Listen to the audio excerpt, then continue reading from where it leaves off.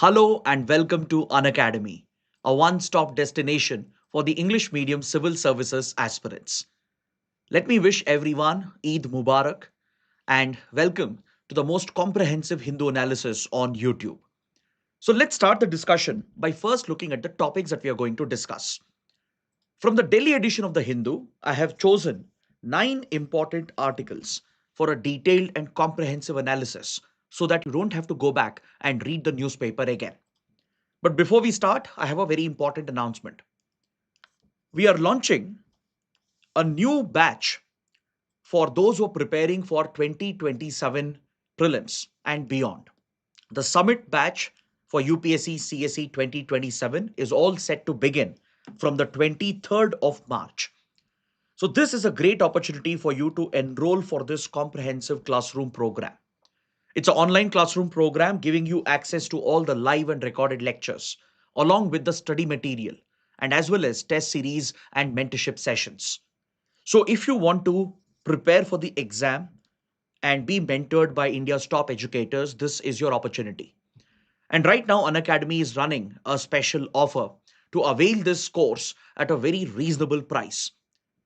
So, I'm told that the courses are now available at just 19,999, and this price is set to increase after 21st of March. It's a special price being provided only for a few days, and 21st March, that is today, the prices will eventually change from tomorrow onwards. So this is the last day of the offer. So those interested, please click on the link provided in the description box below. And on the subscription page, you might see a different fee. To avail the discount, you need to enter the code IAS English. So with this, let's begin our discussion and look at the first topic. On page number 8, there's a column written by Chinmaya R. Garekan, a former Indian diplomat. Chinmaya R. Garekan served as India's former permanent representative to the United Nations. He was also India's former special envoy to West Asia region. So the writer is a seasoned IFS officer, a seasoned diplomat of India with incredible experience. So in this article, he's talking about the debate surrounding India's policy over the Iran war.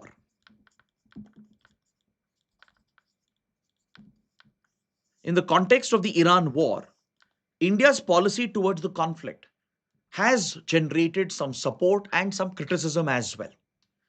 Across the country, you might be looking at social media posts, you might be looking at debates happening in the country regarding the conflict, or even if you look at the narrative in the media, you have a section which is supportive of the government's policy with regard to the Iran war. And you also have a section which is criticizing the government of India for letting down India's foreign policy priorities. So the writer is trying to make sense of this debate. It's a debate which is of great relevance for our exams as well. So this article here helps us understand few static concepts related to international relations. Because the writer is talking about concepts such as national interests. What do you mean by foreign policy? What do you mean by strategic autonomy? What should be the guiding principles for a government which is running the foreign policy of the state?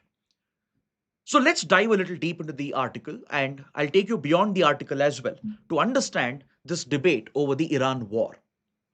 See, when you look at geopolitics, the world is not a binary world. It's not a world of right and wrong or white and black, right? It always exists in the gray. And that's exactly what you see in foreign policy and geopolitics as well. In fact, you can't sit in moral judgment of what other countries are doing, whether it's right or wrong. Of course, you can look at it from an idealistic, principled prism, but that doesn't necessarily help in your foreign policy. Because when you look at the definition of foreign policy, what do you mean by foreign policy? Foreign policy is an instrument, or I can say it's a tool that is available to the government to protect and promote the national interests of the country. This is the most simplistic definition of foreign policy. Foreign policy is intended as an instrument or a tool of the state to protect and promote the national interests of the country. And what are these national interests? These are the interests of the nation. Obviously, the self interests of the nation. It could be the defense of the country, ensuring the sovereignty, territorial integrity of the nation, protecting the economic interests, securing energy supplies, protecting the community or the diaspora abroad, and ensuring that you create more space and options in global diplomacy for yourself. All these interests, they fall under the definition of self-interests of a nation, which are nothing but the national interests. So some national interests are permanent, they don't change, they stay consistent irrespective of change in government. Even if different ruling parties come into power, different prime ministers come and go, some of the interests remain constant and permanent. But some of the interests will keep on changing and evolving with changing circumstances. As the economy changes, as technology changes, as the global environment changes, obviously new dimensions get introduced into the definition of national interests. So the government of the day essentially determines as to what are the interests of the country, the self interests of the nation.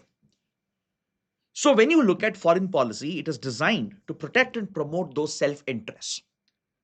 In fact, when we talk about self interest, there's a very interesting definition of foreign policy that was provided by India's first Prime Minister, Jawaharlal Nehru, who laid the foundation of India's foreign policy. Right before India gained independence, just a few weeks before, Prime Minister Nehru had written a letter to Albert Einstein. In this letter, Nehru talks about the meaning and the definition of foreign policy. So, there, Prime Minister Nehru, who was all set to become the PM post independence, he stated that foreign policy is essentially selfish. Foreign policy is inherently selfish for any country because a country is expected to look after its own interests, which means you may have to ignore values, principles, ideals, even keep aside morality. So you can't sit and judge what other countries are doing. Is it right? Is it wrong? As I said, the world doesn't exist in a binary world, or it's not just right and wrong or black and white. It's all a gray area that exists. Now, when the war broke out, when US Israel attacked Iran, right? There were a section of Indians who were very emotional, who criticized US Israel and completely took the side of Iran. We had another section of Indians who took a very different stance, who were celebrating the killing of Ayatollah Khamenei and praising US and Israel, praising Trump and Netanyahu. Now, when you look at this stark divide within the Indian society, it brings up the same question. Even when I was going through social media posts, it brings up the same question that most Indians, they get driven by this narrative of what's right, what's wrong, right? In the real world, there's nothing right and wrong. It's all about perspective. So when you're running foreign policy of your state, you should not sit in judgment of what's right and wrong. That is immaterial. I know it sounds cold hearted. You may have to keep aside your values, your ideals, your morals, because foreign policy is truly driven by self interest of a country. When the government which is in power, the party which is in power, if it has to really serve the nation, it has to look at what is benefiting the country. It should not look at party's ideology. It should not look at what's right or wrong, what's the right value, the right approach. It should basically consider what is the best scenario for our nation. How can we truly protect and promote the interests of our people? It could be securing defense supplies from US or defense supplies from Israel or energy supplies from Iran and through the Persian Gulf. All these are critical national interests of India. So looking at the national interest, your foreign policy has to be decided accordingly. So that is the larger meaning of what Nehru had said to Albert Einstein. He said foreign policy is inherently selfish. The only principle to be followed here is the principle of national interest. Many Indians, when they celebrated the killing of Ayatollah Khamenei, they were largely looking at this from a religious perspective. Given the extent of communal polarization in India, this was being seen as a religious victory of sorts. And that is where the short sightedness lies, according to the writer as well. Governments can't be driven or inspired by this. Now, when you look at what India has done, the stand that India has taken, which has generated a lot of debate, The writer is very, very clear that the Modi government is strictly following the interpretation of Nehru's version of foreign policy, which is foreign policy is selfish. It has to be selfish. You have to look at your self interests. That's what every country does. You may have to keep aside your ideals, your morals, your ideological inspiration. Maybe the ruling party in power has a certain ideological motivation, but that should not reflect in your foreign policy, right? And maybe your citizens, they are divided as well on ideological lines, driven by different values, principles, and morality. But that should not be guiding your foreign policy. Your foreign policy should be essentially without emotions. It should be without uh, being constrained by values and principles and ideology. It should only and only focus on the self interest of the nation. What serves the country is what should be reflected in our foreign policy. So, in that regard, the writer states that the current position of the Indian government on the Iran war is essentially a reflection of Nehru's assessment of foreign policy, which is foreign policy is inherently selfish. It is driven by only one principle, the principle of national interests. Now, let's apply this concept, this theory that we have understood, to India's stand on the Iran conflict. So, when the war broke out, what was India's reaction? India urged all the states to exercise caution, to de escalate, but we did not condemn the violation of Iran's sovereignty. India, till date, has not condemned the violation of Iran's sovereignty. This is quite similar to our position on the Ukraine war as well. In February 2022, 4 years ago, when Russia invaded Ukraine, India did not condemn the invasion itself. We did not condemn the violation of Ukraine's sovereignty. See, this is without a doubt against international law.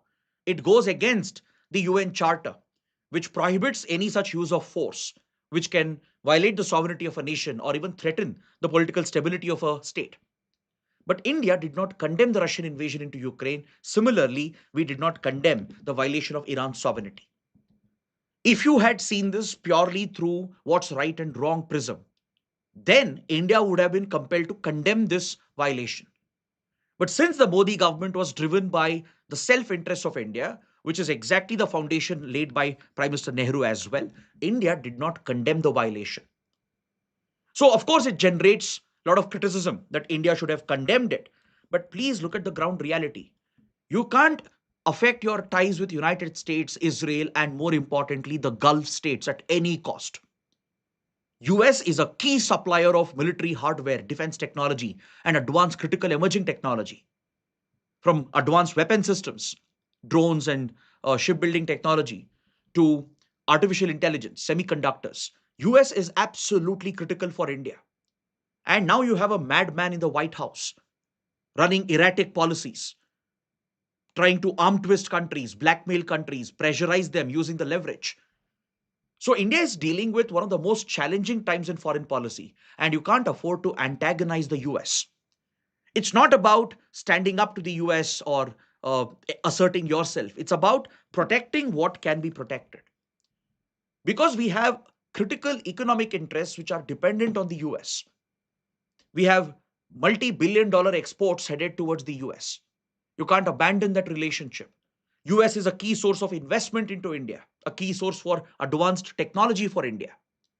US can provide the much needed balance and supplement India's presence in the Indo-Pacific to counter China and to contain other threats in the region. Similarly, Israel is equally important, right? Israel is a key security partner in the field of counter-terrorism, counterintelligence, with regard to supply of arms, weapons, and military hardware, in the field of cybersecurity, even in the field of agriculture, desalination, water management. So Israel is a critical partner for India. We have flourishing trade and economic relations with Israel. Then look at the Gulf states, the Sunni Arab monarchies from UAE to Saudi Arabia to Bahrain, Qatar, Kuwait, Oman. All of them are extremely critical for India. They play host to a very large Indian diaspora community. 10 million Indians reside and work in these Gulf states, and they are a big source of remittance into India. These Gulf states are critical for energy supplies to India.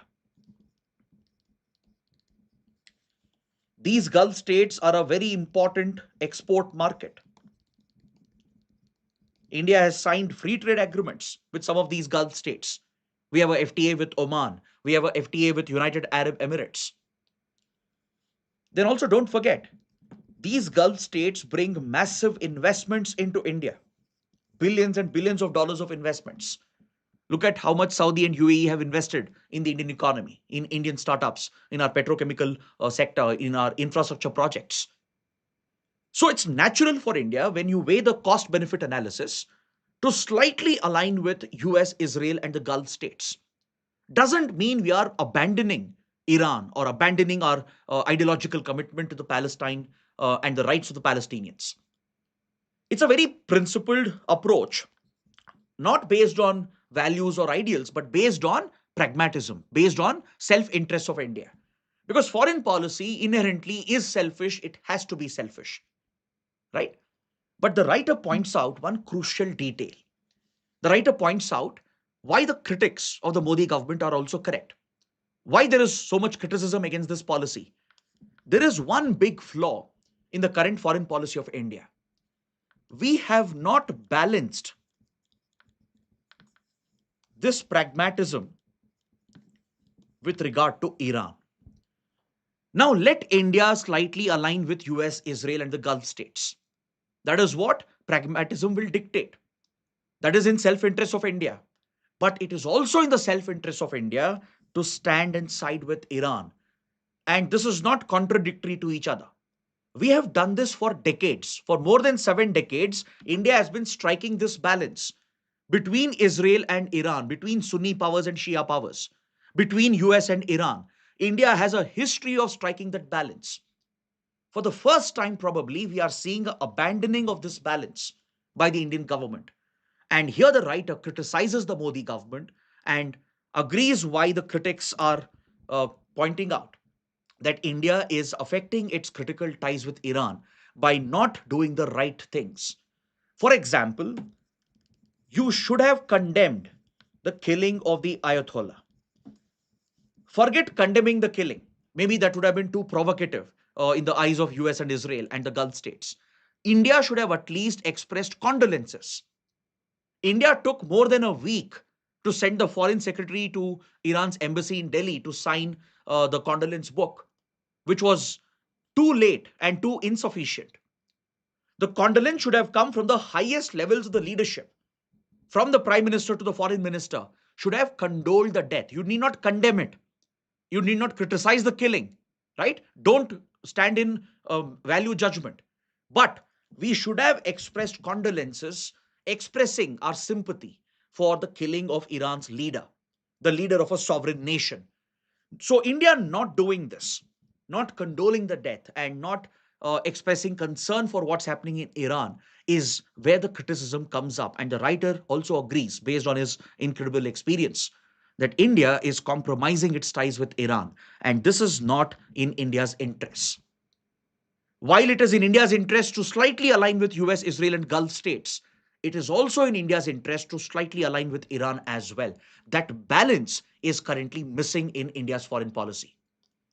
Because see, Iran at one point was one of the largest oil and gas suppliers to India. India eventually fell under American pressure in 2018 and we cut off oil and gas imports from Iran. We zeroed it out because of pressure from Donald Trump. For the first time ever, India had followed unilateral sanctions. Again, maybe India didn't have sufficient leverage to oppose Trump's pressure tactics. But if you look at the past, India has managed to bypass some of the sanctions, especially from 2007-8 onwards till 2014. India went ahead and bought Iranian oil and gas using alternate payment gateways and currencies, using a rupee payment system. National currencies were used to settle the transactions.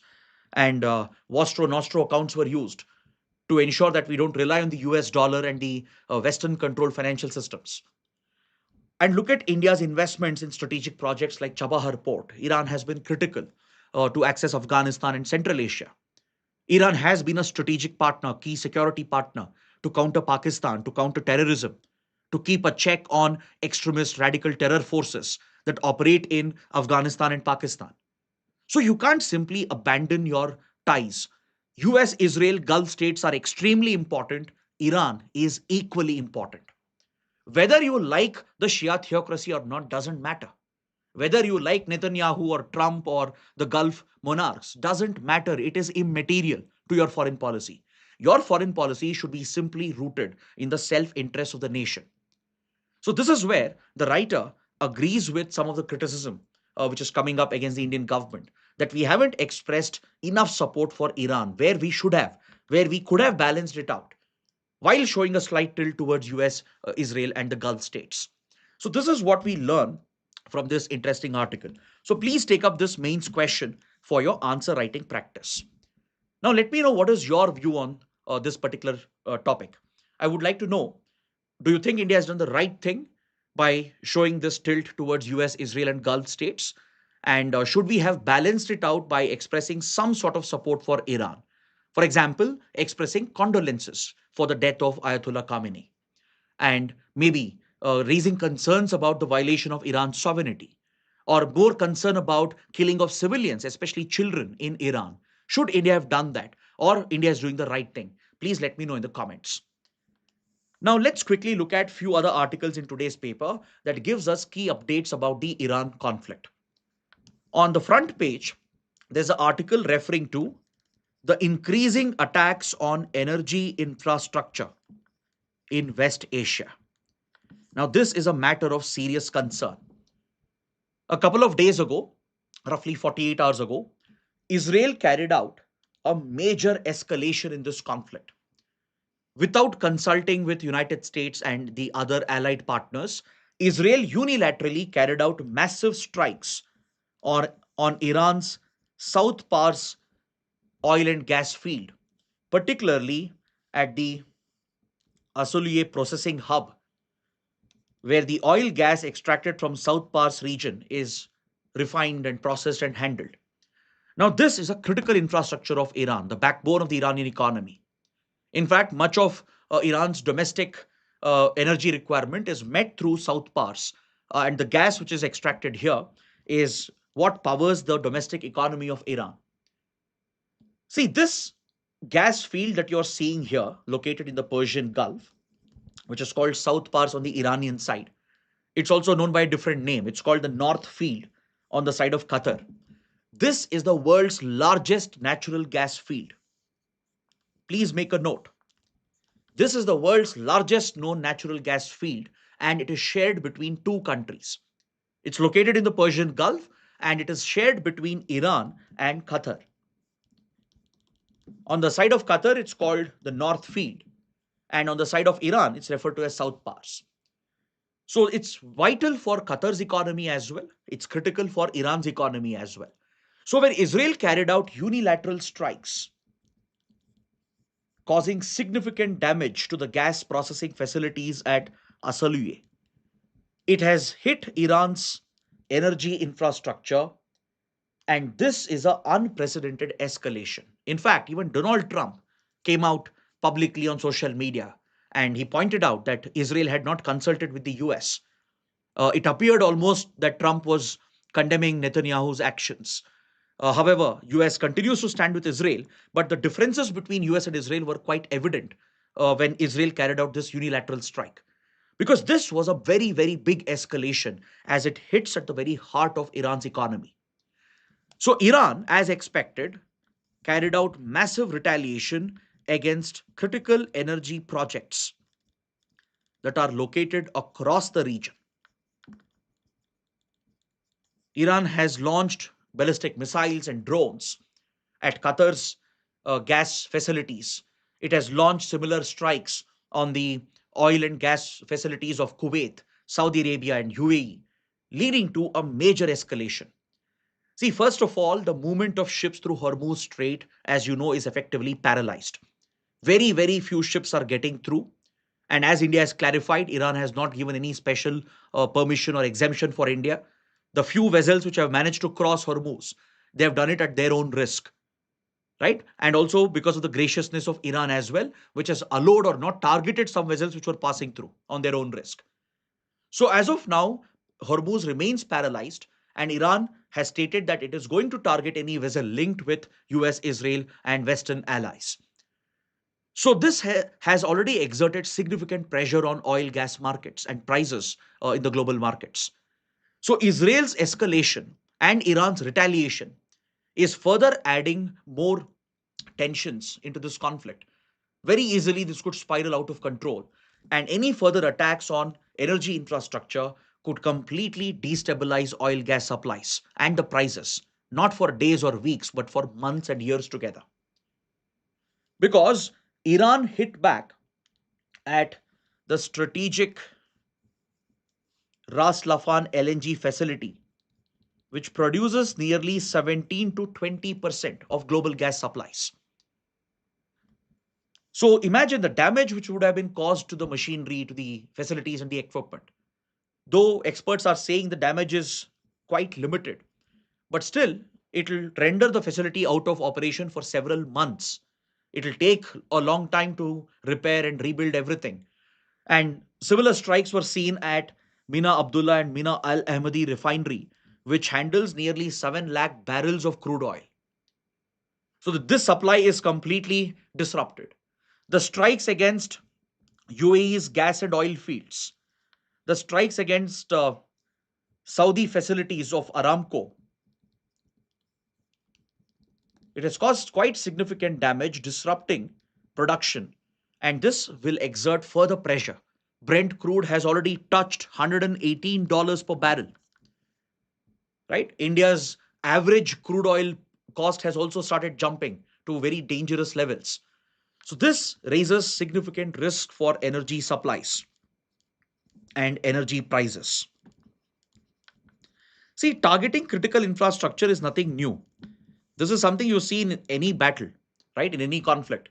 Even in the Russia Ukraine war, both sides have been targeting each other's critical infrastructure, from power grids to transport infrastructure to dams to even energy facilities.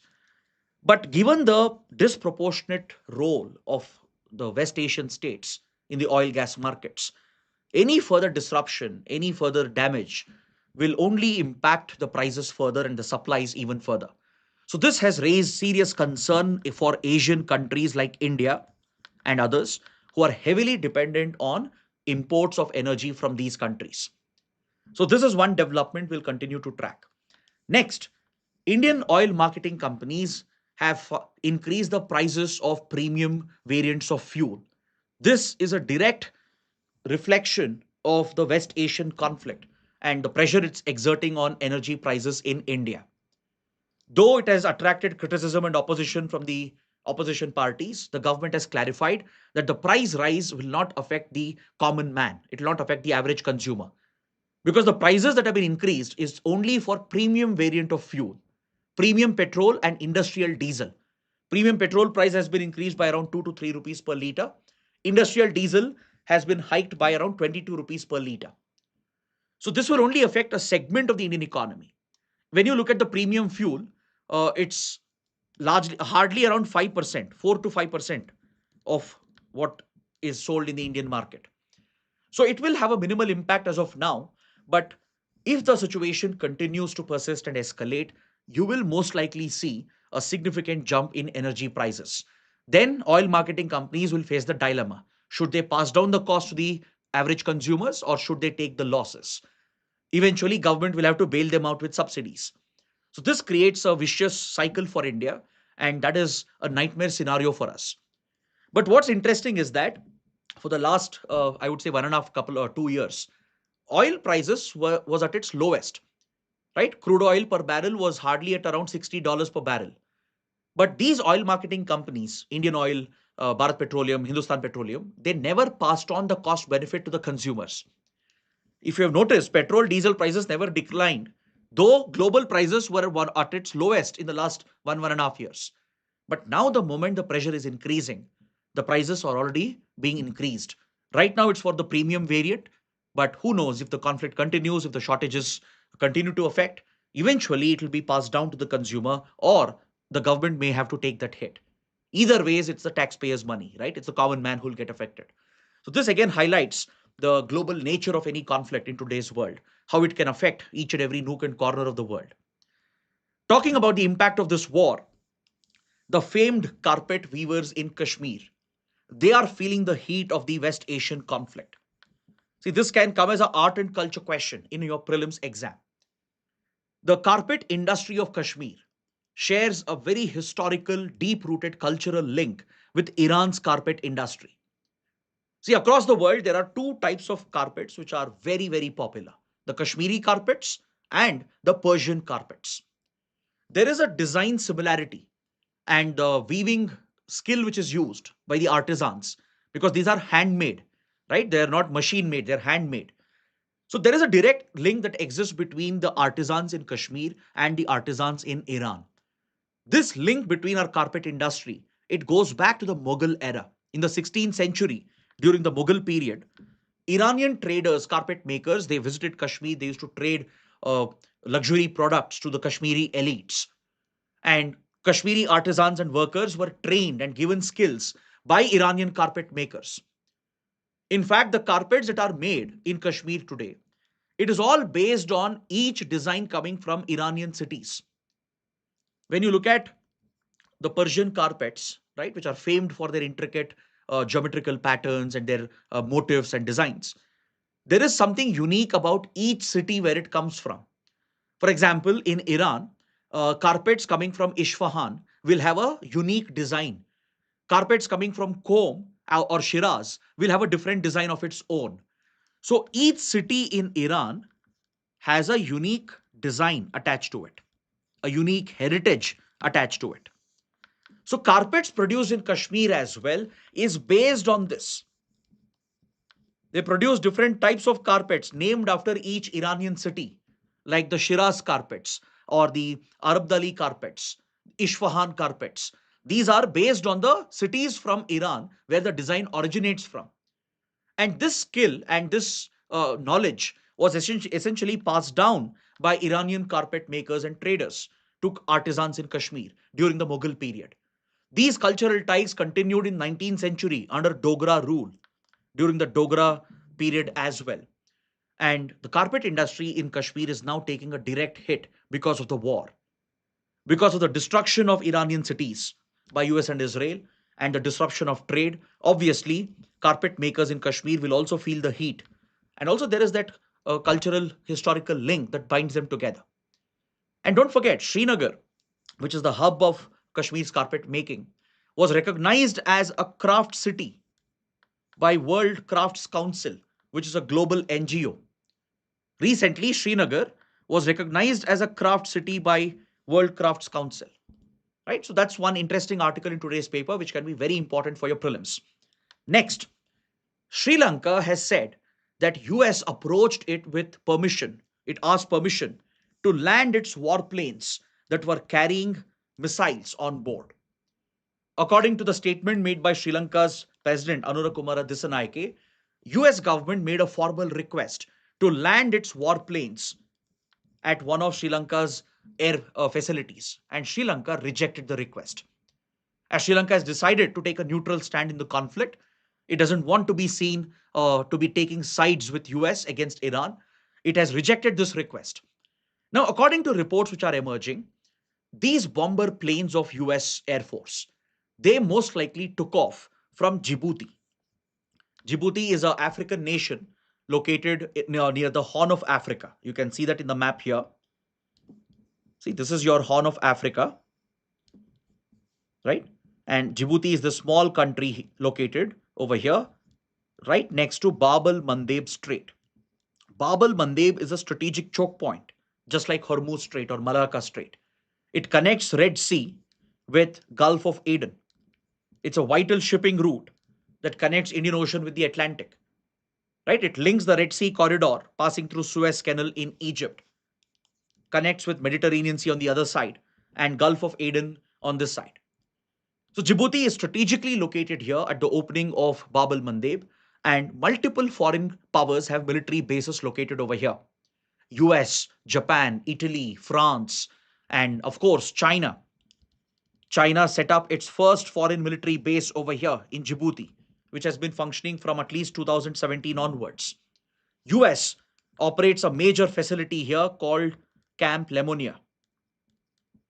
So most likely this fleet of warplanes took off from Camp Lemonnier in Djibouti, and as they were traversing the region as part of the combat operations, they requested permission from Sri Lanka to land the warplanes briefly for refueling support and resupplies at Matala Airport that you can see here in southern Sri Lanka, the Matala International Airport.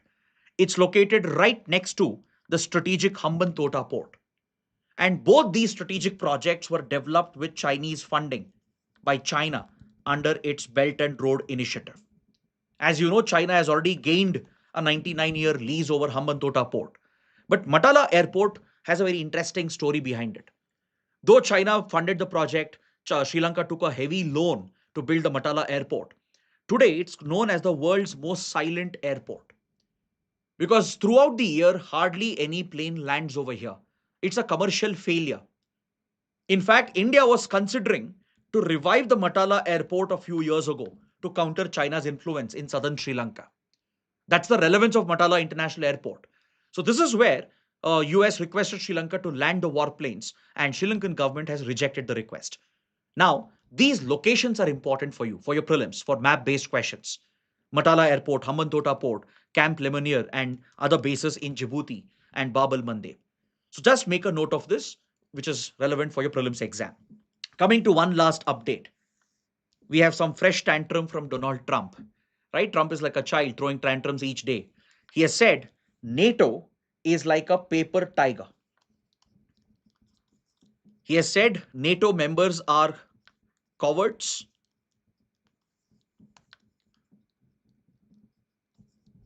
He has said it's only US which keeps contributing to NATO, whereas the other members don't contribute anything because of their cowardice. This is like a toxic relationship, right?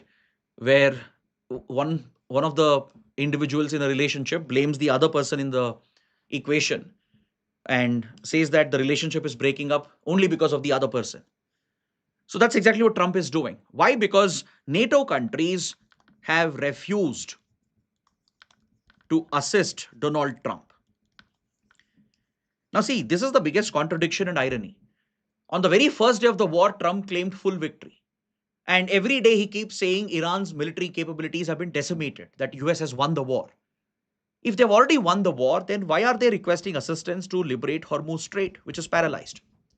US has been asking UK, Japan, and interestingly even China and other NATO partners like France, Germany, Italy to contribute warships to open up Hormuz, to stabilize the movement of vessels at the choke point. But none of the countries are responding to this request, obviously, because why would they take up this responsibility when they did not start the war? US did not consult the NATO partners. US did not consult with any of its close partners. Same with Israel as well.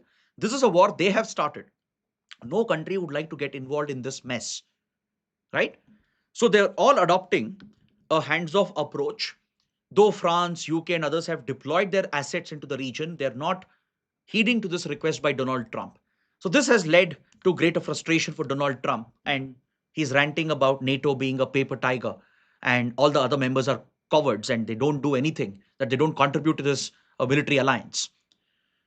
But however, if you look at some of the NATO members like Britain, Italy, Germany, France, Netherlands, these major NATO powers, they have said they are willing to deploy troops, deploy their naval assets near Hormuz, but they will do it only after a ceasefire.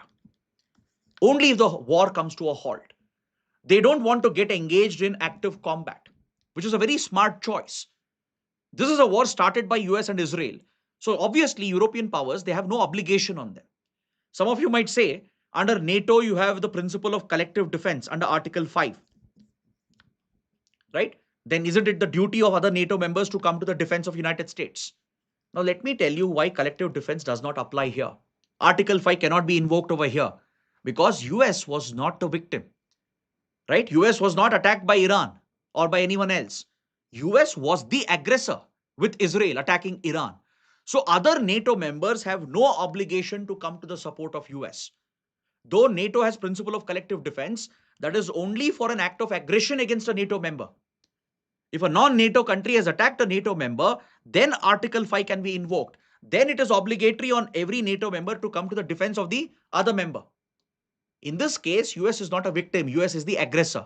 So there is no obligation on NATO members to contribute to collective defense, right?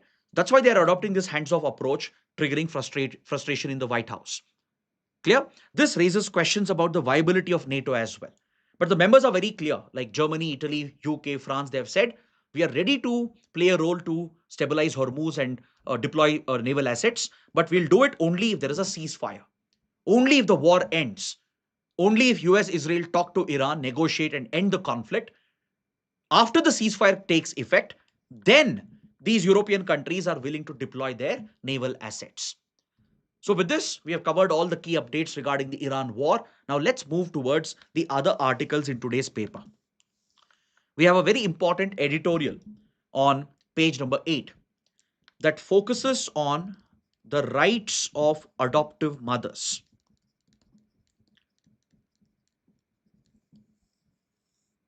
Recently, the Supreme Court of India has passed a landmark verdict, a very progressive judgment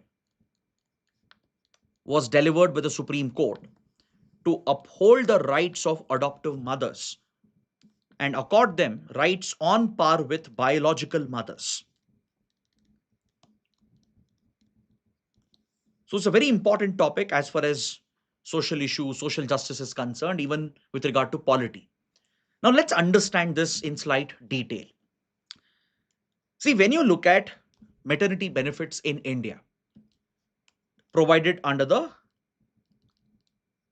Maternity Act, which is now replaced by the Code on Social Security.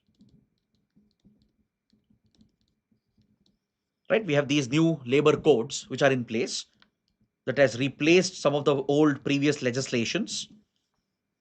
Now, under the Maternity Benefits Act, biological mothers, right, they are eligible for a paid maternity leave up to 12 weeks. Now, why is this paid maternity leave provided? It's mainly provided to ensure the financial independence of the mother, to ensure that mothers have no immediate obligation to go back to work. Given the hectic role of taking care of a child, nursing an infant, and creating that emotional bond which is so important between a mother and a child, it's seen as necessary to protect the financial independence of mothers so that they are not dependent on the family, they're not dependent on the man. And it ensures that the independence, the financial independence of the mother is protected. Now, this right, the same right, was not available to adoptive mothers who adopt a kid. Under the previous rules that existed, I mean the rules that applied before this verdict, adoptive mothers, they can avail the maternity benefits only on one condition. The condition is if the adopted child is under 3 months of age. Let's say a couple, right, who want to adopt a child. And if the child is under 3 months, only then the mother can avail maternity benefits. Beyond that, let's say they adopt a child who is 6 months old or 1 year old or 2 years old. Adoptive mother did not get any benefits before under the Maternity Benefits Act, which is now replaced with the Code on Social Security. So in this case, a petitioner had approached the Supreme Court pointing out that this is a violation of right to equality. It goes against the basic rights of adoptive mothers who are at the same position as that of biological mothers.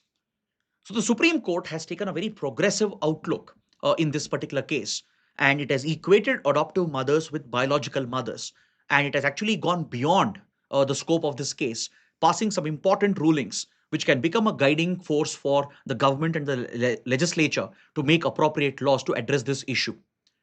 See, it's not just about exercising equal maternity benefits.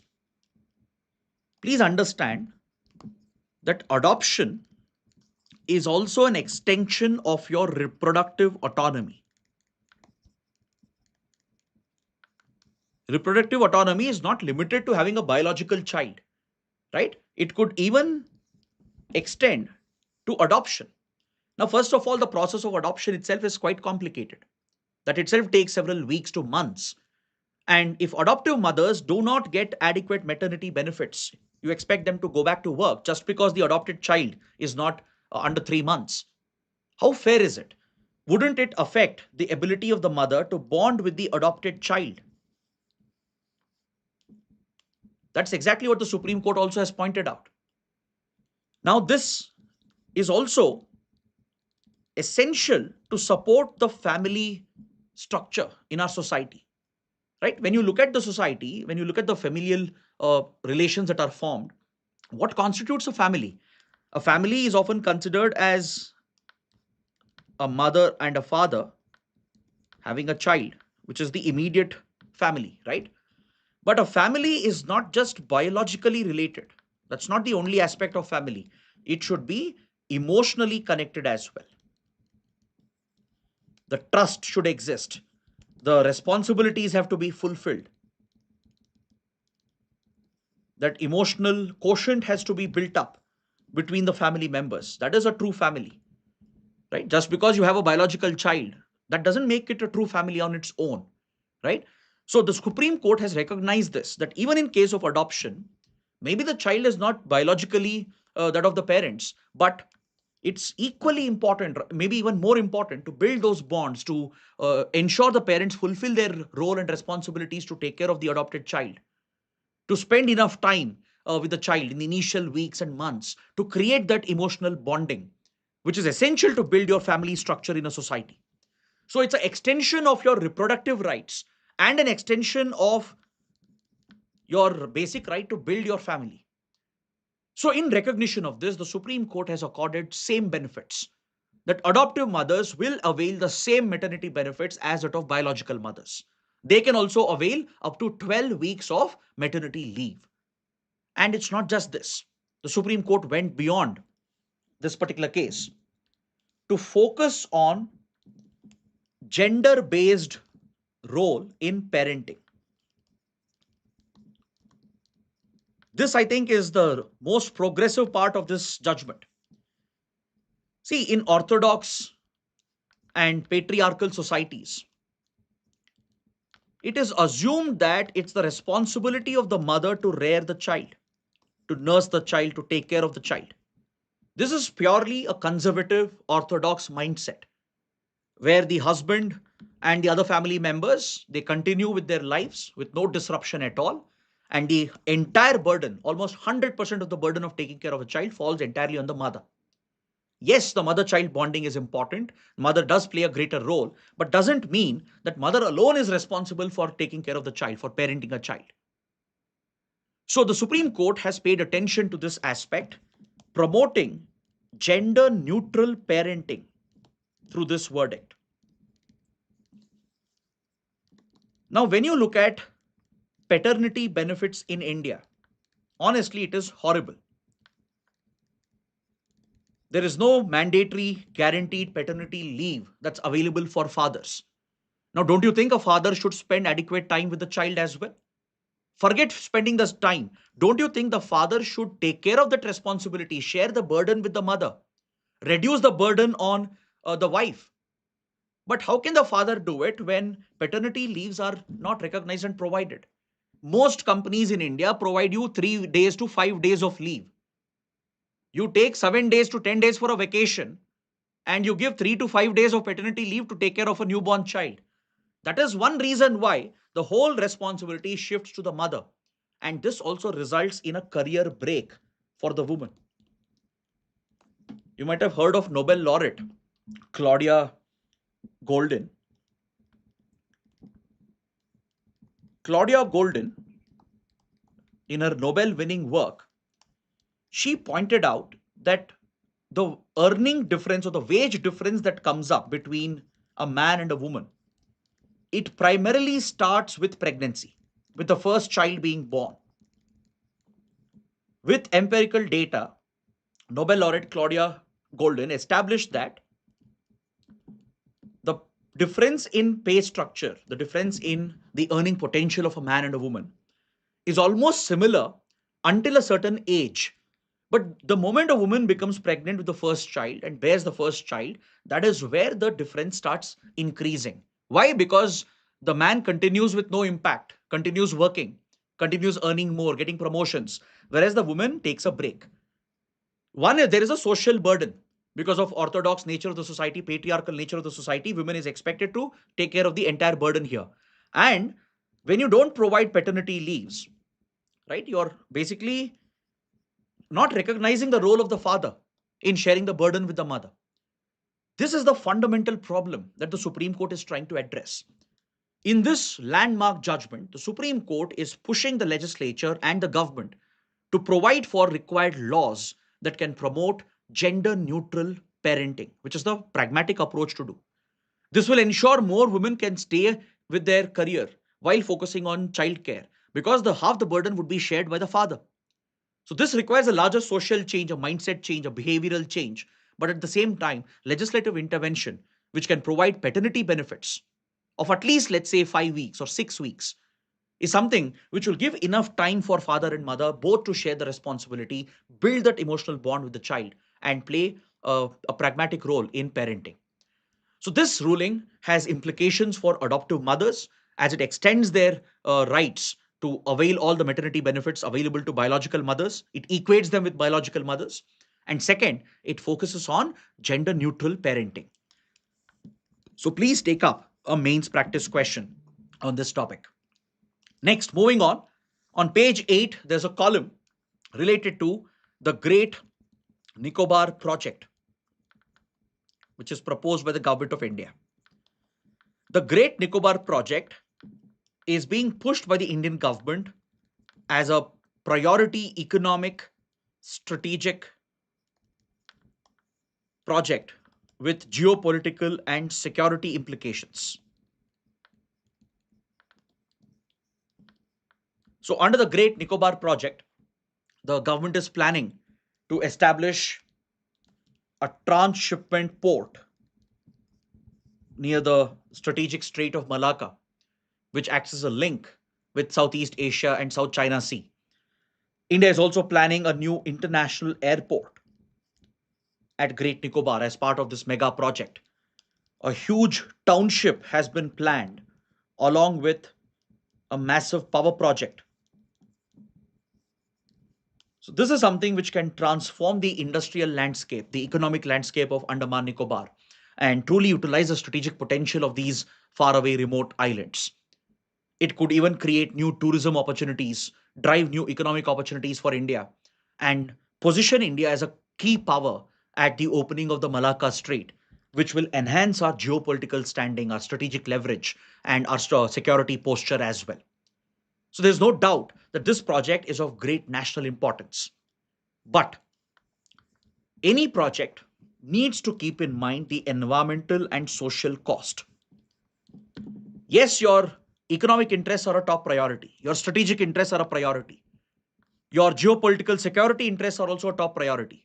But doesn't mean you ignore environmental and social responsibilities. There has to be a balance. Or else, if you bulldoze through such projects without caring about the environmental aspect, the social aspect, you will create resentment at the ground level. You will end up committing injustice to the local native population who might get affected by these projects. So the proposed projects, they've raised serious environmental concerns already, be it with regard to the deforestation that is needed and the marine reserves, biosphere reserve, which is present here, which is home to leatherback turtles and a very rich biodiversity which is present here, from corals to the unique birds which are found, they could all face a big risk because of the Great Nicobar project. But this article here is mainly focused on the land related issue, the acquisition of the land, and how it is affecting the population in Campbell Bay Tehsil, and how it highlights undemocratic politics when it comes to land rights and tribal rights in the country. Now, when you look at Campbell Bay, where this project is proposed, so there will be large scale land acquisition which is going to happen at Campbell Bay, because now the project has got all the clearances. It has got clearance from Environment Ministry, from NGT as well. All environment clearances are done, and most project clearances have been obtained. So very soon you might see the start of the project. So land acquisition is going to begin. So when it comes to land acquisition in Campbell Bay Tehsil, there are two distinct types of population you will find. One, you have the natives. Who are the natives here? The indigenous tribes, the indigenous ethnic groups like the Shompen and the Nicobarese. And I hope you're aware that the Shompen tribe is recognized as a PVTG, a particularly vulnerable tribal group. Nicobarese are also recognized as a scheduled tribe, meaning they are vulnerable. Their entire well being, livelihood is connected to their land, their forests, and the resources present in it. The Shompen and Nicobarese are very indigenous communities, not opened up to the outside world. Don't really have adequate sources of livelihood other than depending on their land and forests. So this project could result in the eviction and the displacement of a large number of tribal population, including a particularly vulnerable tribal group. And along with the natives, you also have a settler population here who are facing the risk of displacement. Okay. Now, what is this settler population that you find in Great Nicobar? These are the ex-servicemen from the Indian Armed Forces who were rehabilitated and settled over here almost 4 decades ago, between 1969 and 1975.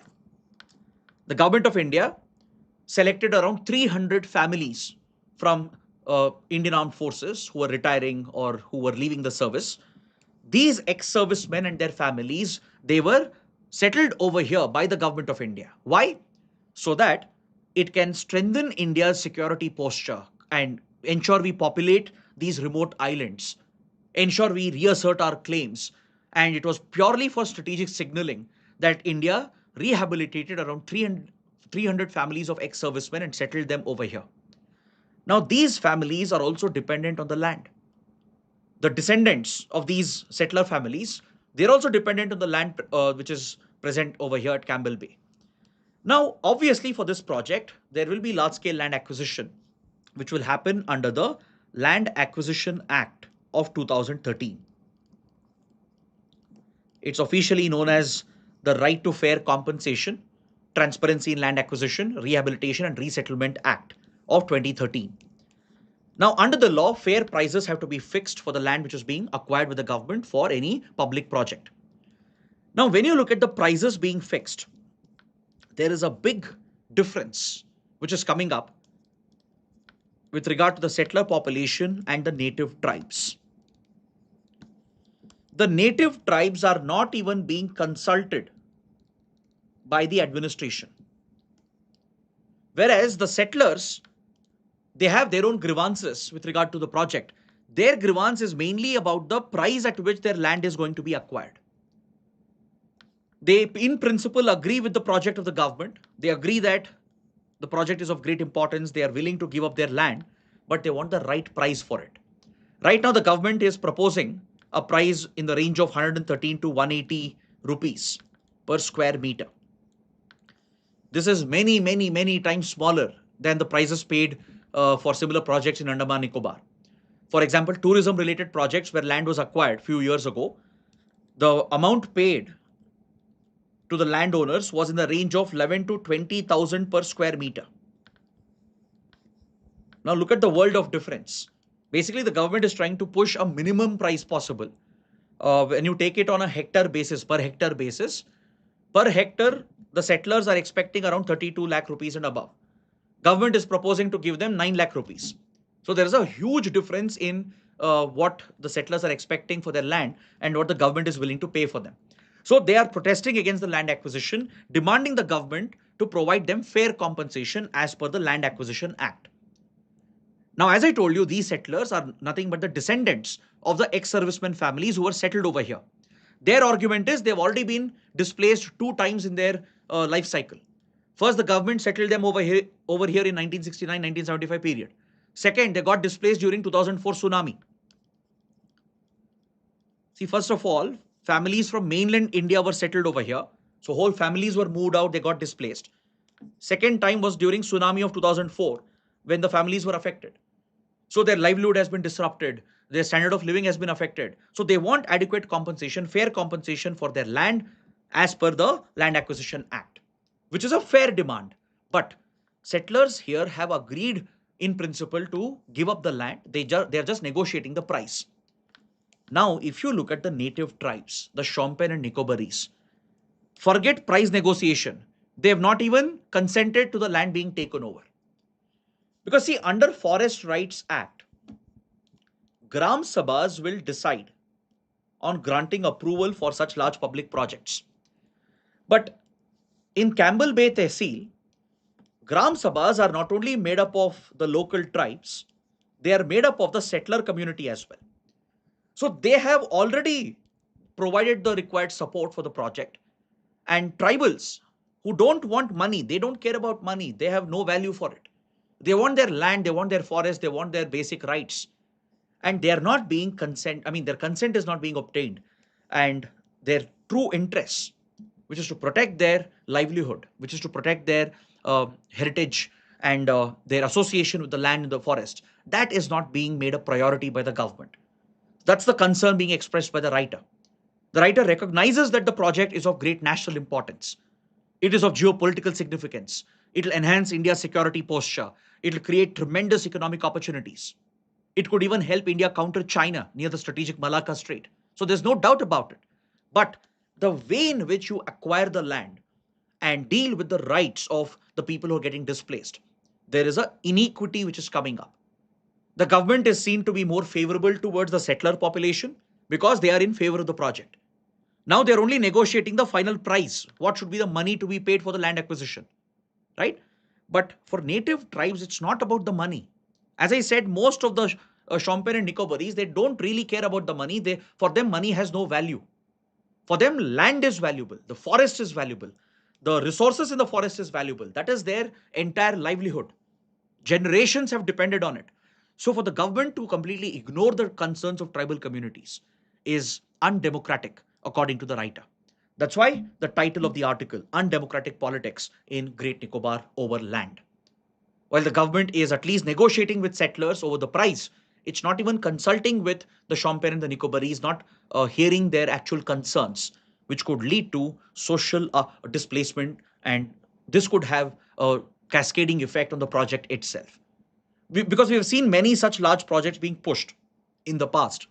For example, the large dam projects, mining projects, which were pushed in central eastern India decades ago. They created a lot of resentment, anger amongst the farmers, the tribals, which became a source for extremist activities as well, primarily for the rise of Naxalism, right? So it's very important to address the environmental and social concerns when you're pushing for large public projects. Next topic, the Delhi High Court has restored a plea, a public interest litigation related to Section 377 of the Indian Penal Code. So let me break this down very quickly. What is Section 377 of IPC? The IPC itself was of colonial origin, and this particular section, Section 377, was obviously rooted in colonial lawmaking. This provision basically criminalized homosexuality. It criminalized same-sex relations, declaring them as unnatural offenses with a punishment, with penal provisions treating any form of homosexuality or same-sex relations as a criminal act. So this was finally decriminalized after decades of effort by legal experts, activists, LGBTQ community. Finally, Section 377 was decriminalized in the landmark Navtej Singh Johar case of 2018 by the Supreme Court. Previously, it had been decriminalized by the Delhi High Court itself, but the criminal provisions were later brought back by reversing this judgment. Finally, in the Navtej Singh Johar case in 2018, the matter reached the Supreme Court, and Supreme Court declared homosexuality as consensual homosexual acts or same-sex relations. It was decriminalized. It was not seen as a criminal offense anymore. Now, this was a big win for the LGBTQIA plus community.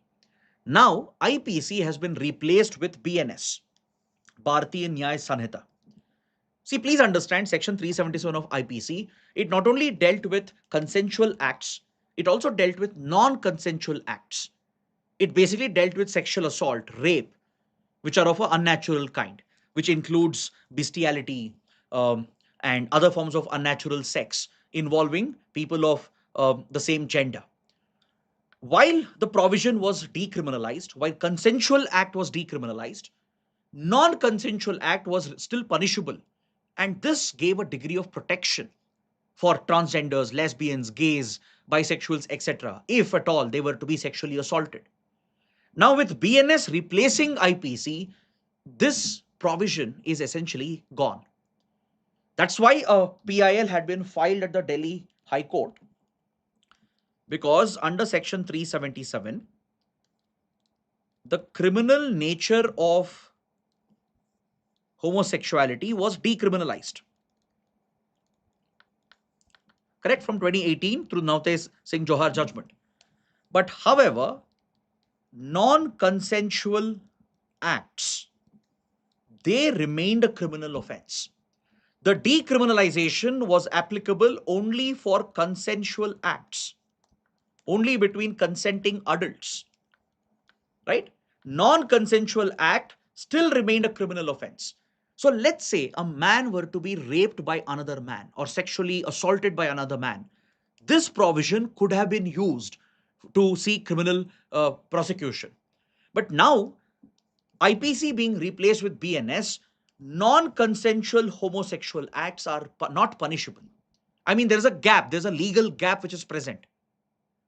Because if you look at the rape laws, the traditional rape laws in the country, or laws leading with uh, the laws that deal with sexual assault, for example, it's primarily the man who's considered as the perpetrator, with women being seen as the victim. But when you look at the larger community of LGBTQIA plus, let's say a lesbian woman or a gay man or a bisexual person or a transgender, if they were to be sexually assaulted, molested, or raped, the legal provisions don't really extend complete coverage for such non-consensual acts. And that's why the petitioner had approached the Delhi High Court.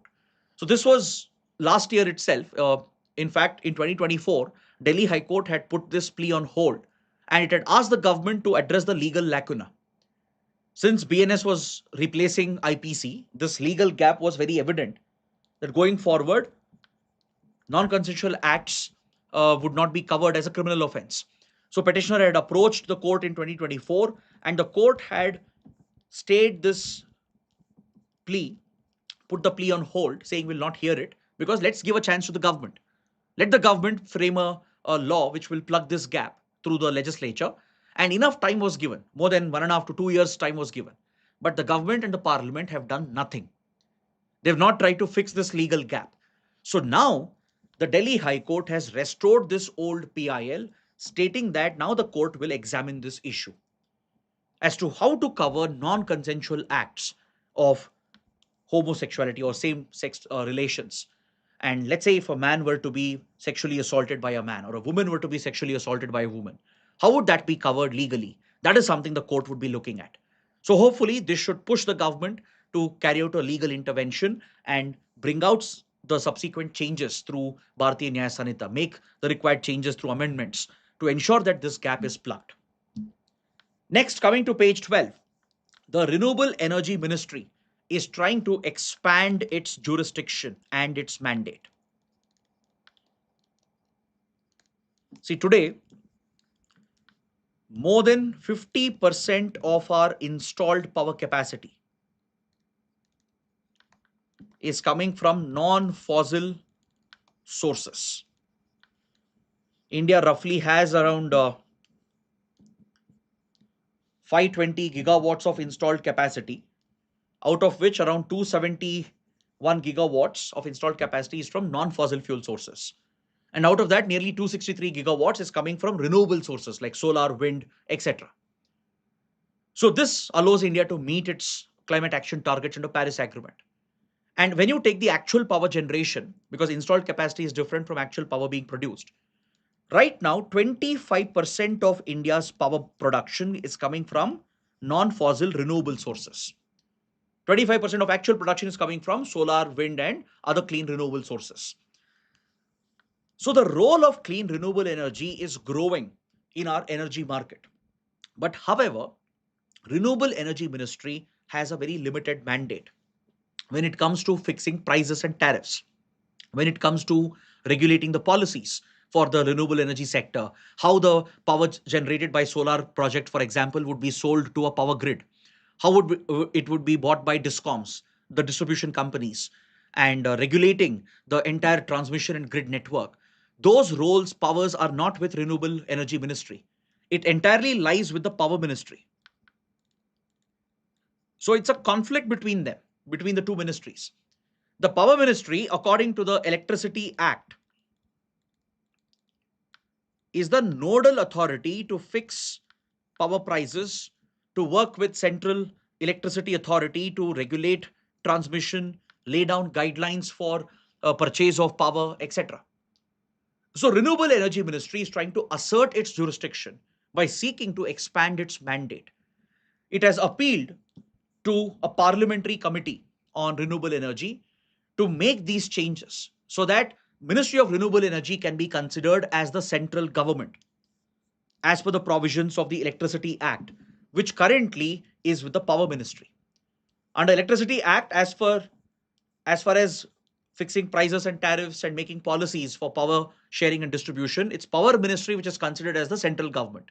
So Renewable Energy Ministry wants a change to happen when the power source is coming from renewable sector.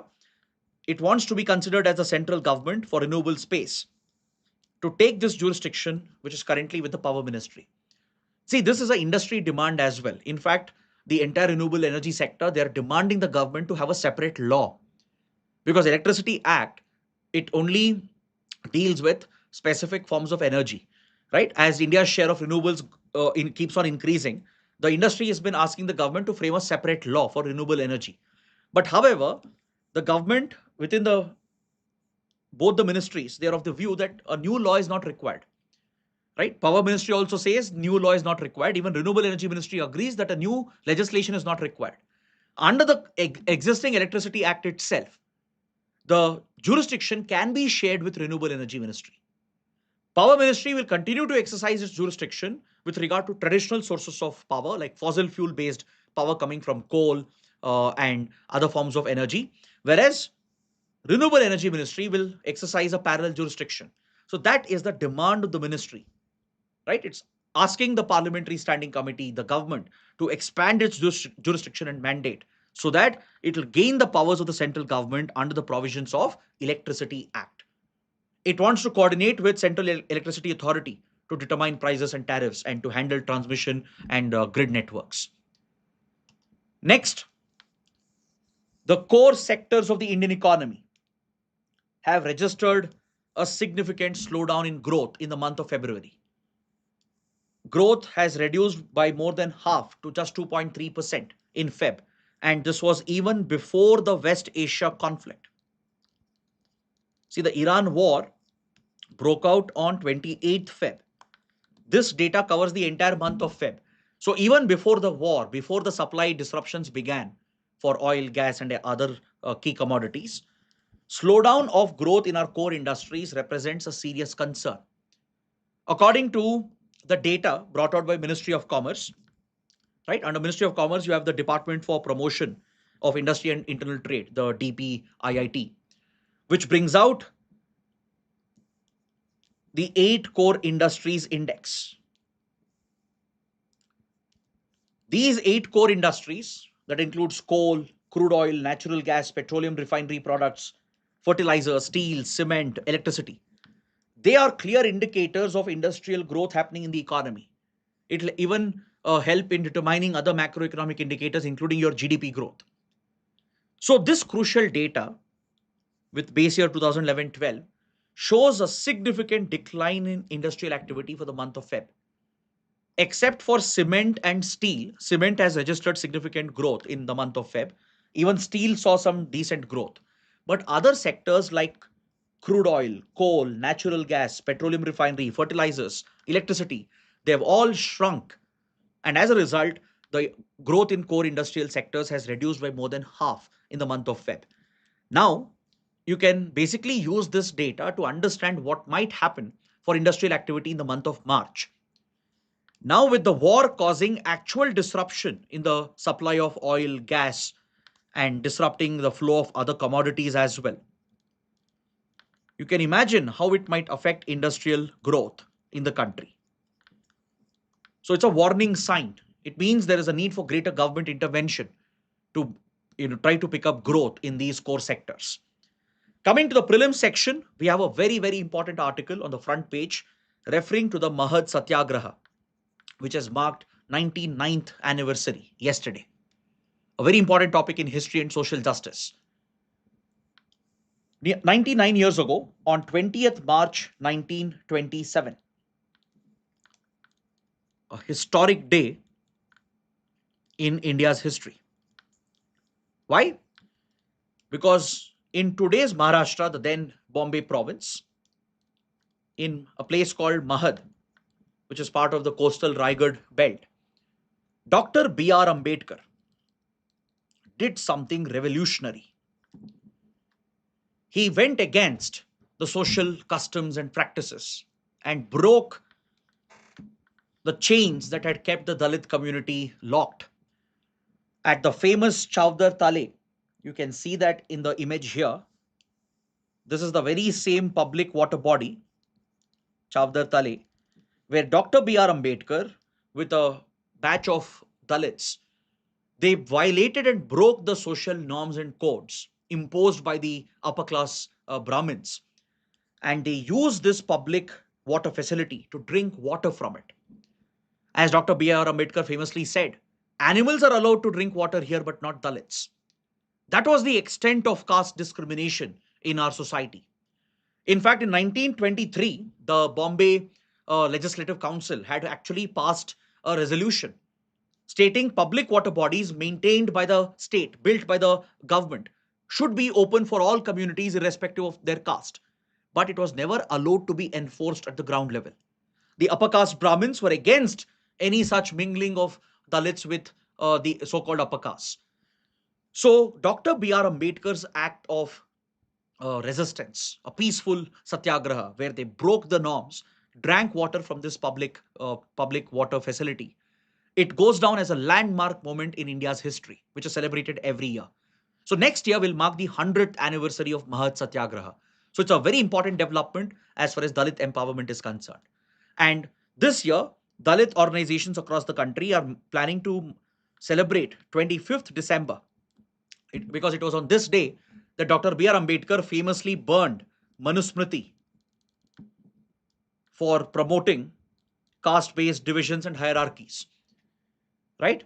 So Ambedkar's views against Manusmriti and the Hindu custom of mistreating the lower castes is something which is well known, well documented. So it was on 25th December that Dr. Ambedkar tore up and basically burnt Manusmriti as a symbolic act of resistance. And this day again is going to be marked by the Dalit organizations across the country. So please read about the Mahad Satyagraha, a very important development. Now, coming to the last article for today on page 13 under the economy section, the RBI has injected fresh liquidity into the banking system. Around 25,000 crores has been pumped into the banking system by using a liquidity adjustment facility, a liquidity adjustment tool known as VRR, variable repo rate auction. So what is VRR auction? How is it different from your regular repo rate? It's a key concept that you need to understand. I'm sure all of you understand repo rate. It's the rate at which banks borrow from the RBI, right? But repo rate, which is the benchmark prime rate, it is a fixed rate by the RBI, by the Monetary Policy Committee of the RBI, right? It's a fixed rate at which banks borrow from the RBI. But however, there is a need for some short-term liquidity which needs to be induced into the markets. So whenever such short-term liquidity has to be injected, RBI can't rely on the fixed repo rate system. That's where VRR comes into picture, where market rates are used through an auction. Usually, this auction is for those facilities between 1 to 14 days. You can call it short instruments, right? Using this, RBI encourages the banks, commercial banks basically, to participate in this auction, which is a free market exercise. So depending on who proposes the best rates, RBI will go with them, and it helps in infusing short-term liquidity. So it's a liquidity adjustment tool, the variable repo rate auction. Similarly, you have variable reverse repo rate as well, where RBI will suck out that liquidity from the banks at the rate which has been promised. So please read about these liquidity adjustment options available with the RBI. Clear? So with this, we end the analysis for today. I hope the session has been interesting and useful. If you benefited, please let me know in the comments, and don't forget to subscribe to our channel. Thanks for watching.